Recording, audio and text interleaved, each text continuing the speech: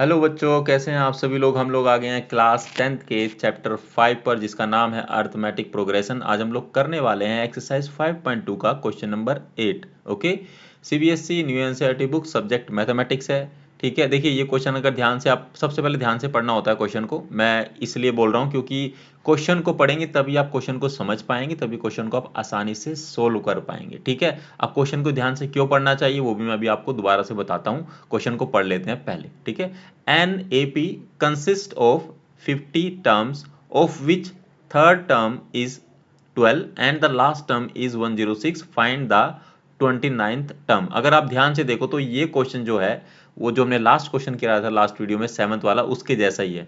But इसमें जो लिखने का जो वे है वो थोड़ा अलग है। यहाँ पर भी हमें 2 टर्म्स पहले से दी गई है, मतलब कि लास्ट टर्म जो कि A50 है और A3 हमको दिया गया है, हमको निकालना ये है। तभी पॉसिबल है तब, क्योंकि हमको इस तरह से टर्म दी गई है। आपको क्वेश्चन जो एग्जाम में आएगा वो कुछ इसी तरह से आएगा।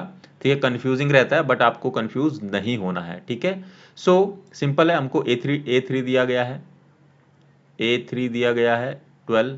अच्छा, कितने बच्चे ऐसे हैं जिन्होंने ये क्वेश्चन खुद से ट्राई करा। अगर आपके स्कूल में ये वाला चैप्टर चल रहा होगा तो कितने बच्चे ऐसे हैं जिन्होंने ये वाला क्वेश्चन खुद से ट्राई करा था। अगर आपने ट्राई किया है और सही आंसर भी आया है तो कमेंट सेक्शन में जरूर लिखें। ठीक है, सो A3 हमको दिया है विच थर्ड टर्म इज 12, वो हमने लिख लिया है। A50 जो कि टोटल ही टर्म इसमें 50 है। ठीक है, उसमें और लास्ट टर्म दिया 106, मतलब A50 हमको 106 दिया है। ठीक है, इससे यही समझ में आता है। Find the 29th term. हमको निकालना है 29th टर्म, हमको निकालना है A29 हमको निकालना है। अगर A29 आपको निकालना है तो आपको पता है कि आपके पास A होना चाहिए जो कि फर्स्ट टर्म होती है AP की, और डी होना चाहिए, डी पता होना चाहिए जो कि कॉमन डिफरेंस होता है किसी भी एपी का। ठीक है, अब हमारे पास ये दो चीज़ दी गई है, A3 दिया है, A50 दिया है।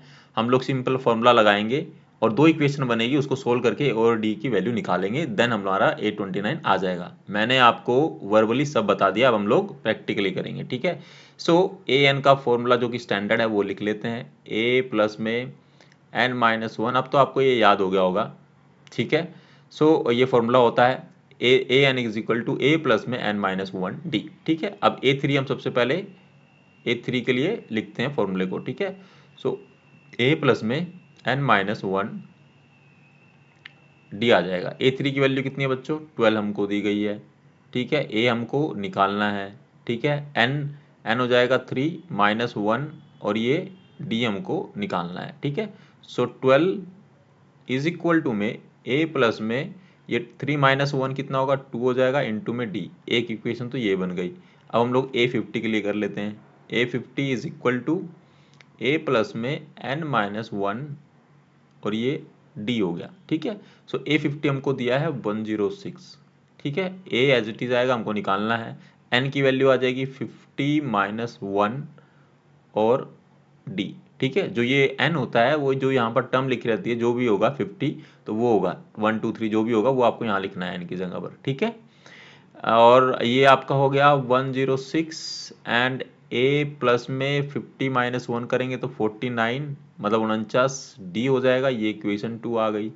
ठीक है, अब देखो यहाँ पर दो इक्वेशन आ गई। इसको करने के दो तरीके हैं। हमने लास्ट वीडियो में क्या किया था कि यहाँ से पहले फर्स्ट इक्वेशन से हमने a की वैल्यू निकाल ली थी। कैसे निकाली थी, ये जो प्लस का 2d है इधर आ जाएगा, ये भी आप कर सकते हैं। तो ये इक्वेशन 1 आ गई, और सिंपली आप जो भी यहाँ वैल्यू आएगी यहाँ a की जगह पर ये वाली वैल्यू पुटअप करेंगे, तब भी आपका a और d आ जाएगा।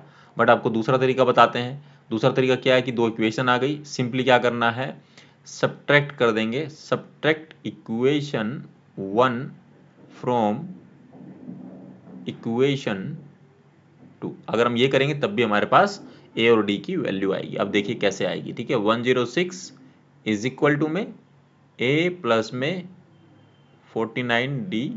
ठीक है, और ये नीचे आ जाएगा यहाँ पर 12 इज इक्वल टू में a प्लस में 2d। ठीक है, अब आपको अच्छे से पता है कि जब सब्ट्रैक्ट करते हैं जो भी साइन यहाँ पर होगा वो चेंज हो जाएगा, प्लस का माइनस, प्लस का माइनस और ये प्लस का माइनस। ठीक है, तो ये तो कट जाएगा, तो ये क्या है 49 में से जाएगा, तो ये अपने पास बचेगा यहाँ पर 47d प्लस का। ठीक है, 106 में से 12 को माइनस करो, 106 में से 12 जाएंगे तो ये बचेगा 94 बचेगा। ठीक है, 94 बचेगा, ये भी प्लस का होगा। अब 94 इज इक्वल टू डी और ये 47 आ जाएगा नीचे, ठीक है। तो इसको कट कर देंगे तो ये 2 पे कट हो जाएगा। तो डी की वैल्यू कितनी आ गई बच्चों? डी की वैल्यू आ गई आपकी 2 आ गई, ठीक है। हम लोग लिख लेते हैं यहाँ पर d इज इक्वल टू 2, ठीक है।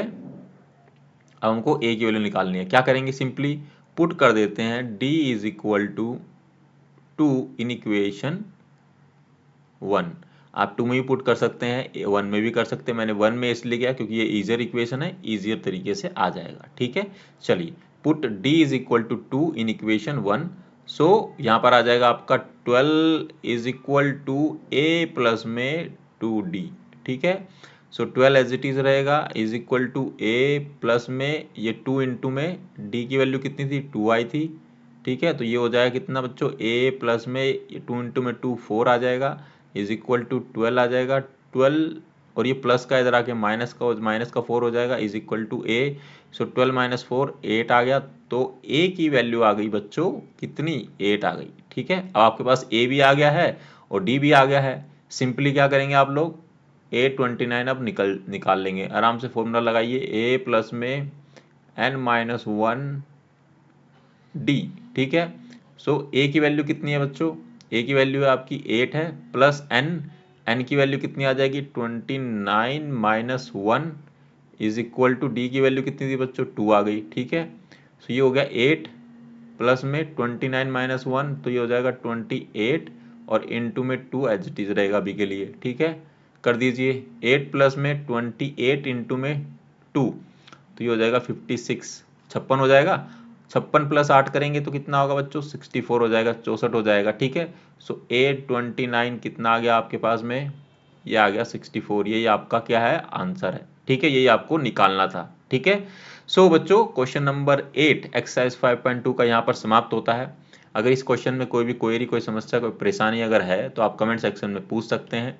आपको वीडियो कैसी लगी, क्वेश्चन समझ में आया कि नहीं आया, वो भी आप कमेंट सेक्शन में बता सकते हैं। वीडियो अच्छी लगी तो वीडियो को लाइक करिए, ज़्यादा से ज़्यादा शेयर करो अपने दोस्तों के साथ जो 10th क्लास में पढ़ते हैं, उनकी हेल्प हो सके ताकि, ठीक है। Sharing is always like a helping, ठीक है। शेयर करने से कोई नुकसान नहीं है, आप शेयर कर सकते हैं।